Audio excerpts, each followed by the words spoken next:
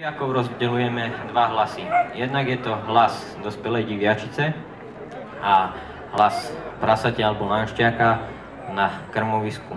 Vďaka týmto hlasom sa môžeme k diviakom dostať alebo diviaky z nejakého pola dostať na voľnú plochu. Prvý je hlas dospelej diviačice, ktorá vedie svoje mladé a pomocou tohto hlasu môžeme diviaky vytiahnuť z kukurice.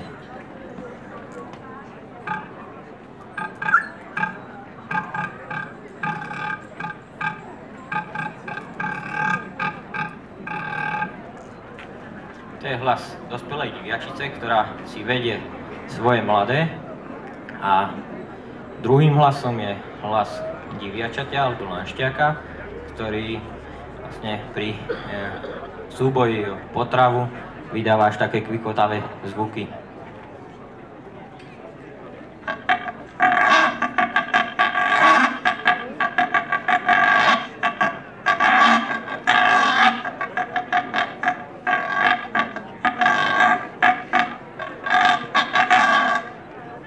To sú vlastne základné dva hlasy tej diviačej zvery.